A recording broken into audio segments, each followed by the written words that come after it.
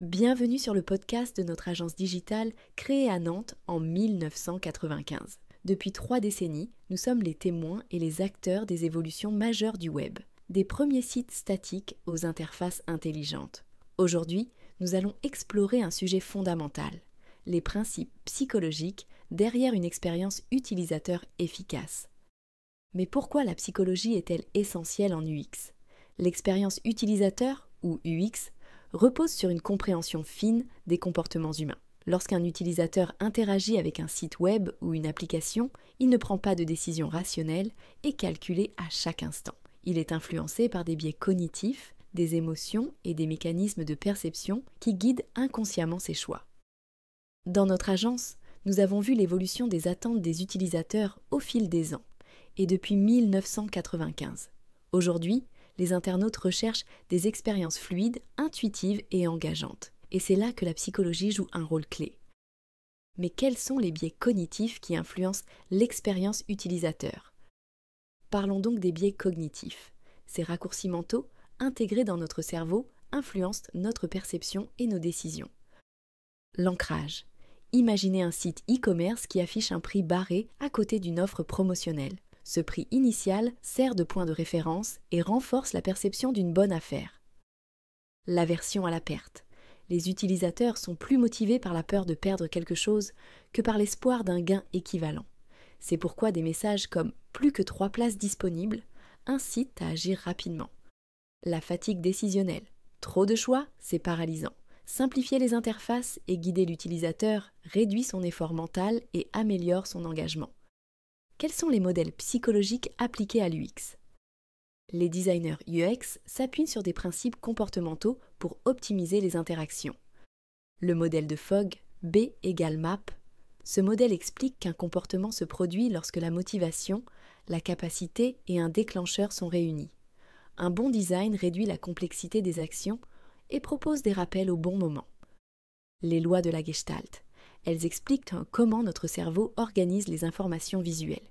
Par exemple, nous avons tendance à regrouper les éléments proches et à compléter mentalement les formes incomplètes. Hicks Law. Moins il y a d'options, plus vite l'utilisateur prend une décision, d'où l'importance de simplifier les menus et les formulaires. Quel est le rôle des émotions et de la neuroscience en UX ? Les neurosciences nous montrent que l'expérience utilisateur repose autant sur l'émotion que sur la logique. L'attention. L'humain scanne les pages web rapidement.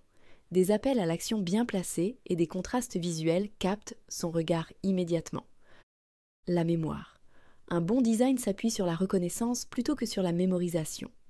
Pensez aux icônes familières, aux raccourcis et aux recommandations intelligentes. L'émotion.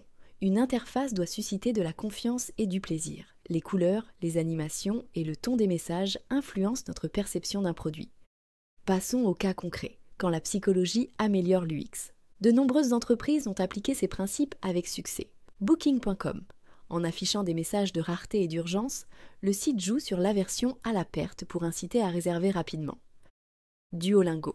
Son système de gamification avec badges et récompenses repose sur le renforcement positif. Netflix.